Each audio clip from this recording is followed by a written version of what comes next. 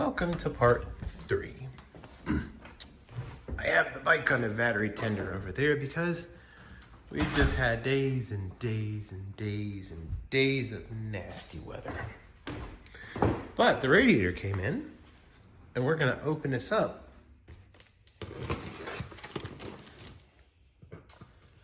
This one, I took a gamble on, just like with the headlight. This was the cheapest one on eBay. But I didn't buy it because it being cheap. I bought it because this was, I know it sounds kind of weird, it seemed like the nicest condition radiator on eBay. So, there are a few problems that I already know of. And that is and actually just looking at this already looks like it's in amazing condition. This looks good, I like this. Yeah, already this is in very nice condition.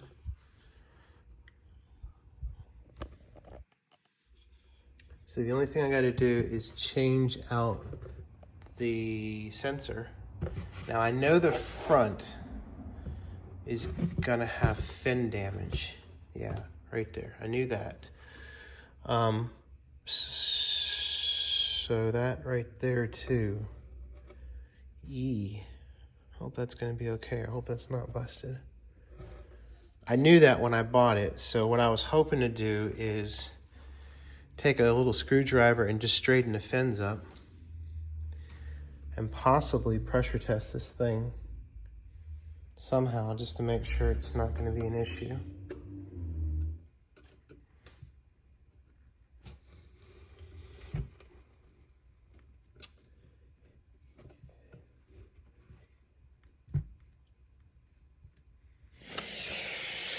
Okay, what I couldn't show y'all is my wife was on the air gun putting pressurized air in here while I held the 2 radiator ends shut with my thumb, and it does not leak, so we should be good to go. I'm going to take the side pieces off because they do have some scratches on them, whereas the one on mine is fine, and this will also allow me to just clean that black portion of the side tank of the radiator better. Just try to get it as cosmetically decent as possible. And then I'm gonna probably try to take just a teensy bit of black touch-up paint and put it on the fins that have the aluminum showing. And then that should be prepped enough to go onto the bike when I decide to do that. So it's been cleaned up the best I can get it. And I very gingerly just shot some black paint on the fins. So, not bad. I think I paid $30 shipped for this radiator. So, it might turn out to be a really good find. Kind of like the headlight. Pretty much everything is 10 millimeters. Okay. Here's the coolant drain plug.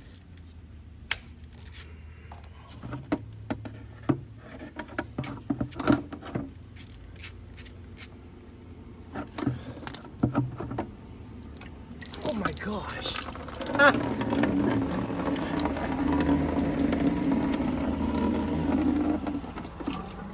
That's funny. Wow.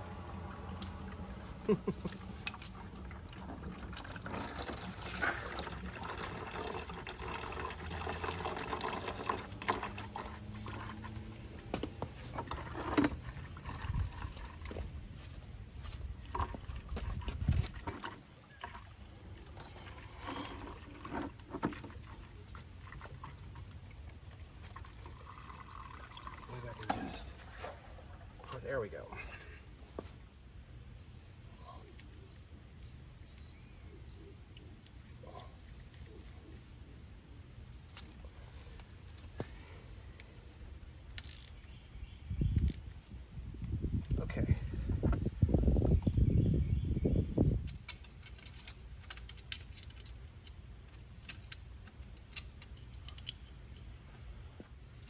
Gonna have to lift the tank up to unplug that sensor, I'm pretty sure. No worries.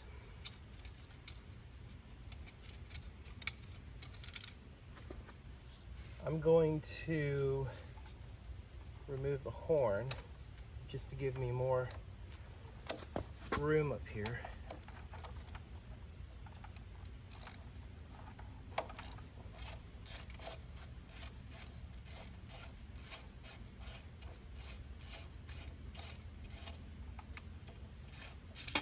Yep. Good.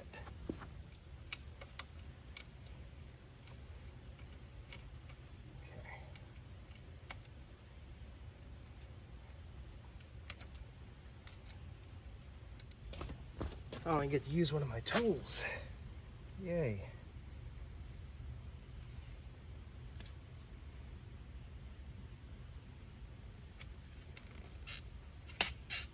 Oh man, that was much easier. All right, we'll just leave that like that. Perfect. All right, so the only thing left is this stupid wire.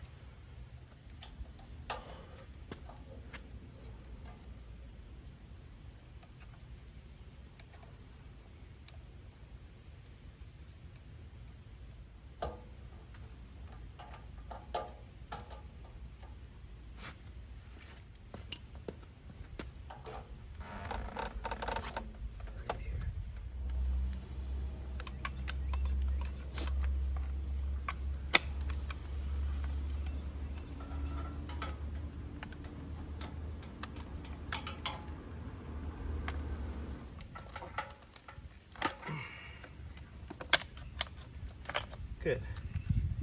Nice. Let's find something to fit that. Is it possible to route this through and use the box inside of it? Yes. Okay. Got it.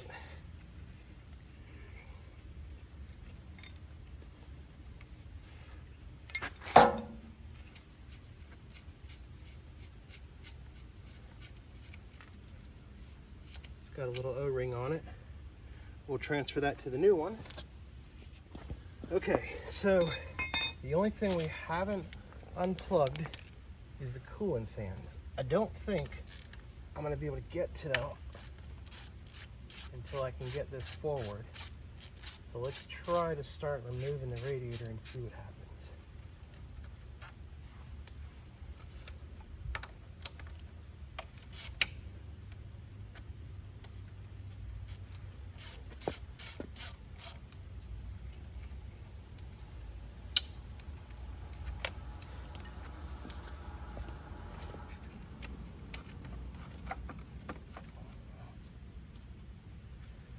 We need to remove this radiator hose. I think this is probably going to be the hardest part, is this hose. Be able to pop this sucker off. There we go. All right, cool. We got that done. I think I'm going to try to take the fan off and leave it plugged in. Because all I've got to do now is just transfer the new radiator over. Let's see if I can do this without disconnecting y'all. Okay, there's that one.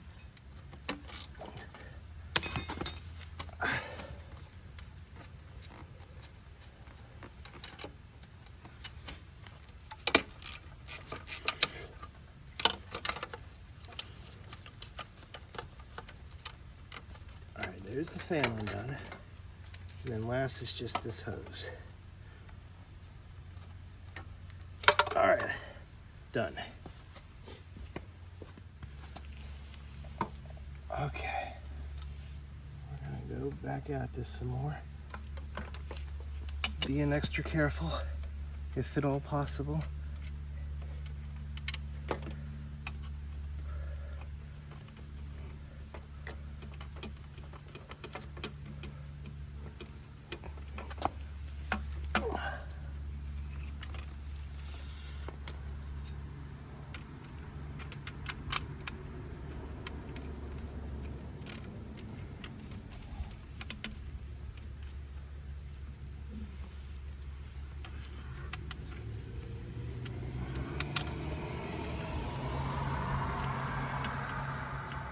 I think that worked out better where I didn't have to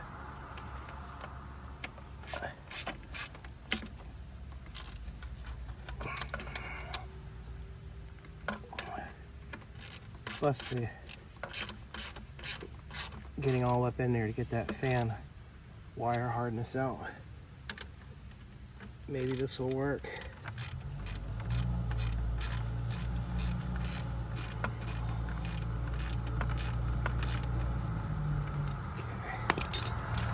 Over. Okay. And then we'll put this on. We'll scoot this over here. Temporarily just maybe putting this in for now. Okay, just like that, just to kind of hold it for now. We'll work this hose back on. Beautiful. And I need to find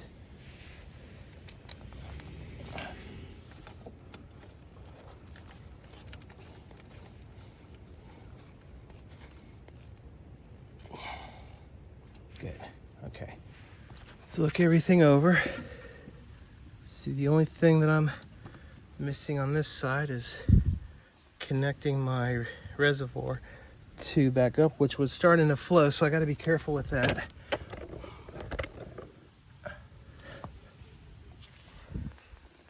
So we'll just stick that there for now.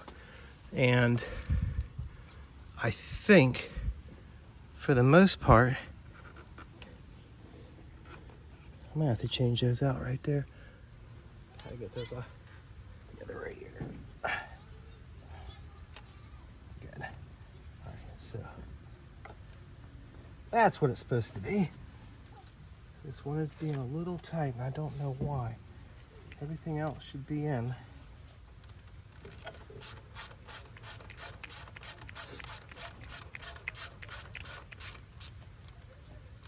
Let's go ahead and just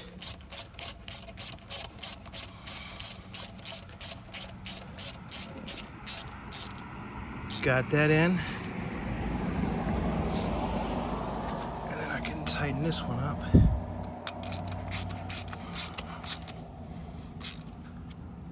Got that in. Look, no more damage right there at the, oh, you know what? Could it be that it was hitting there, maybe? I don't know. That's very possible. Maybe I'll take that down and just slide it down a little bit. Yeah, it's better. It's got clearance. You can't see it, but it's got clearance now. And now you can actually see the radiator kind of, you know, move back and forth easily. So we're good to go on that.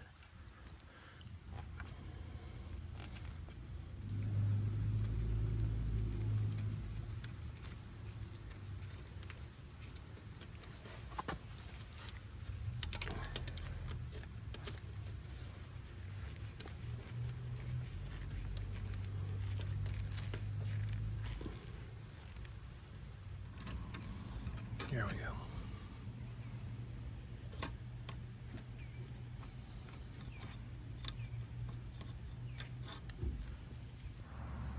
Everything's put back together. Bolt, overflow sensor, coolant line, plugs, wire loom tie. Oh, we forgot to put the horns on. That can wait till later. Rerouted this hose down just a little bit. Bolt, and that's it. So, in a perfect world, it will run. And let's try to get this antifreeze back in here without spilling anything and see what it does. All right, off camera, I filled it up.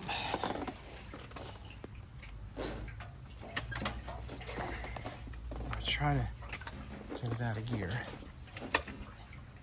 All right, maybe this will work.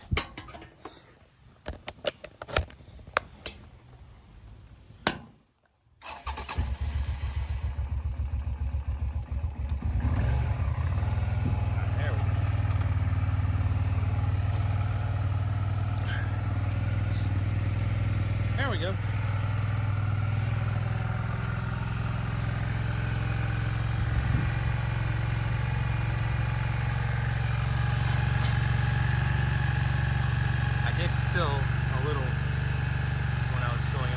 no big deal.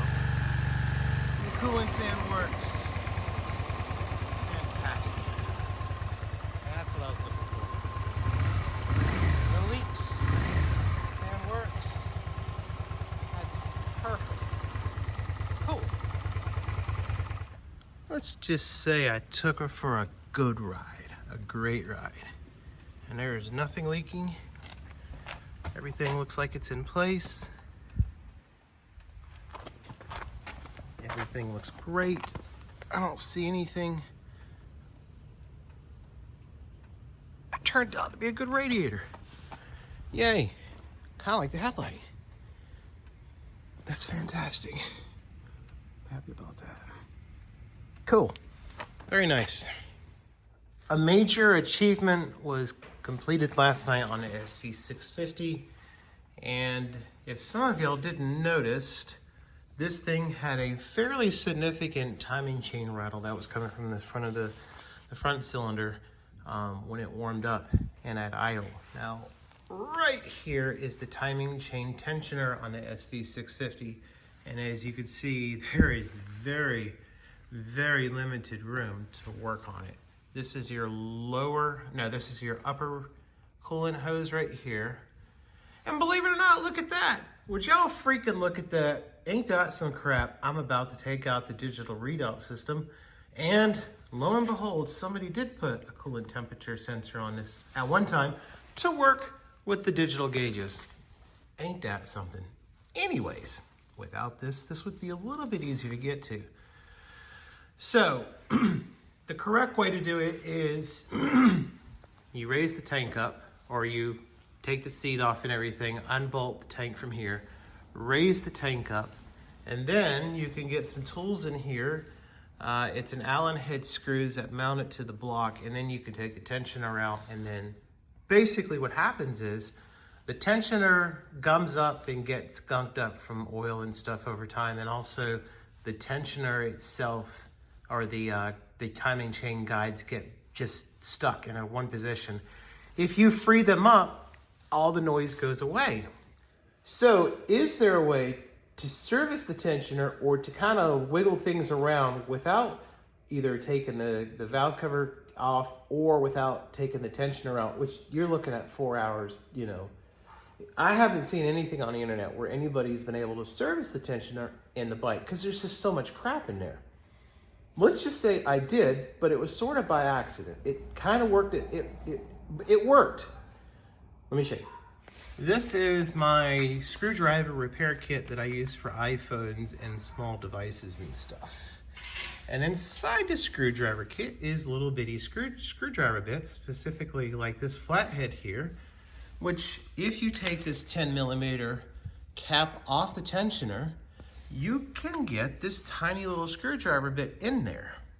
Then in turn, I put a long extension with a 4mm socket on the end, which fits this just fine.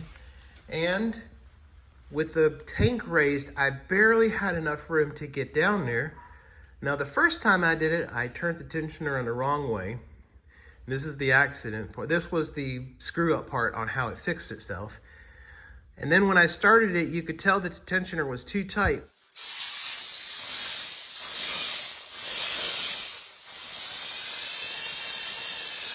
But then whatever valve or chain guide, whatever chain guide was binding up, freed itself, and then everything went to normal, and the chain is nice and whisper quiet. I then went back into the tensioner, backed it out, so it's freed itself back up and let it self-tension itself. And now it's fixed. It sounds amazing.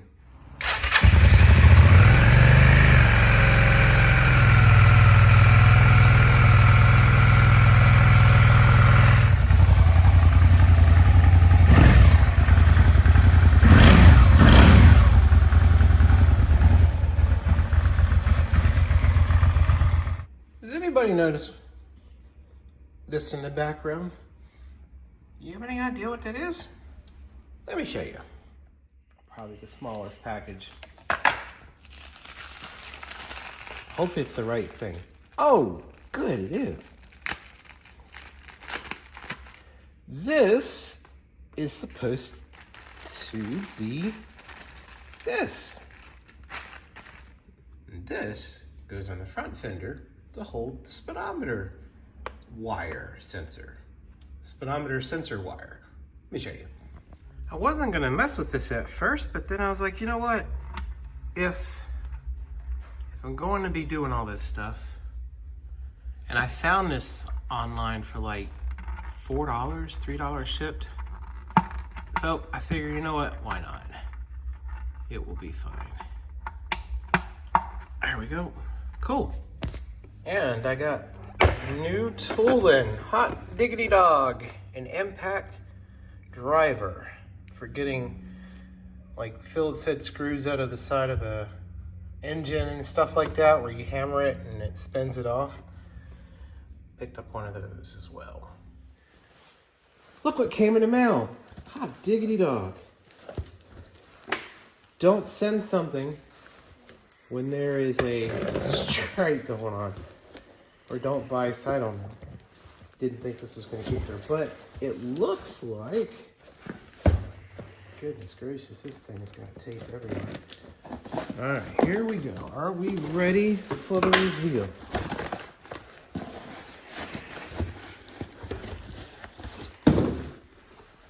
That's pretty bad, how excited I am to see these gauges.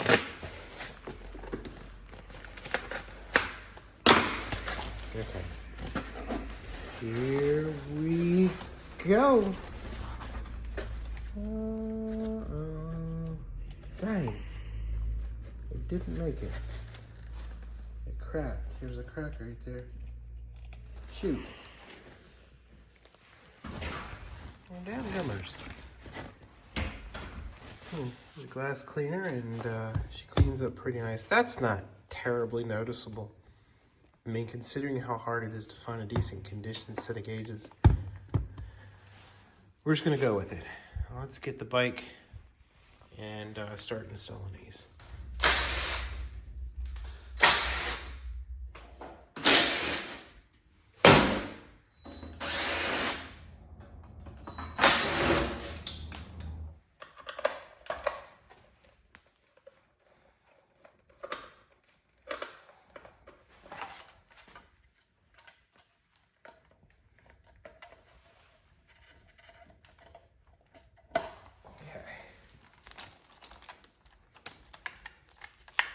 All right, something just unplugged just then. Perfect. Got that. Okay, so everything's unplugged. Whew. Perfect.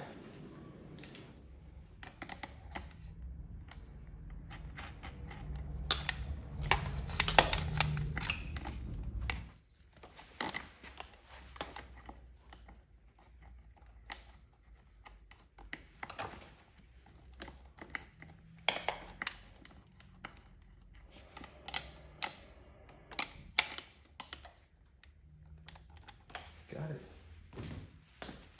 Okay, so now we can reroute this back in.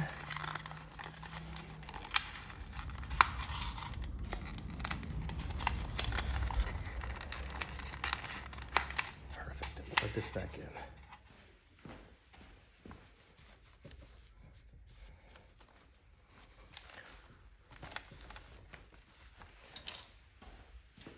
So this goes here. I'm guessing the wiring comes down here.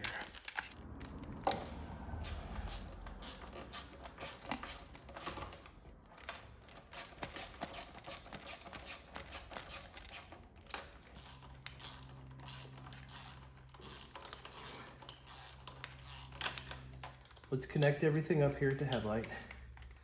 And let's see what happens. Let's try to power this thing up and see if it works. I don't know. I mean, I'm pretty sure it should. I don't see why it wouldn't. All right, let's see what we got here. Okay, we've got, I know the fuel light comes on before it starts. So we got turn signal lights, we got neutral light, we've got high beam light, we have oil light, odometer's working. Everything seems to be working, I believe. We're good to go. Off camera, I took this cap off, removed the light up top, cleaned the contacts, and now we have speedometer dash light. So we're good to go on that. Let's get the headlight in. Okay.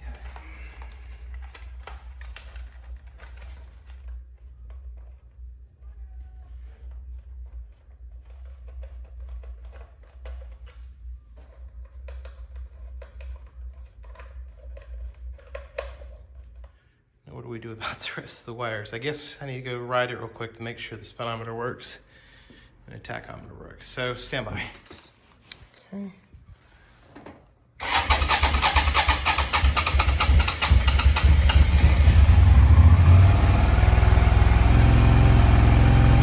Well, that's not good.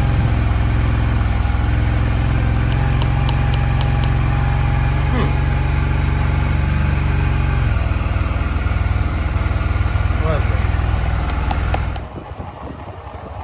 Gauges are not working. All right, let's go back and figure out what's going on. Let's check the fuses, because there's a fuse in here for the meter.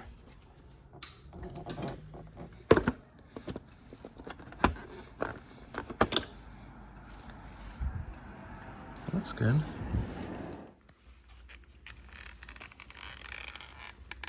There's a capacitor blown where the tachometer is.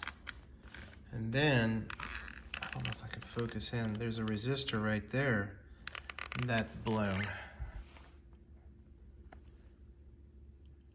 So that's why it doesn't work.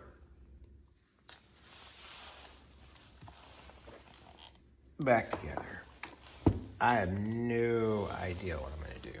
I said this in the first video. I said these fail because of electronics that are old. 22-year-old technology, components, 22-year-old components. Perfect example. Perfect example. Oh man, what a mess. What a mess. What a mess. What a complete mess. Well, I think I'm just gonna kind of just chill out a little bit.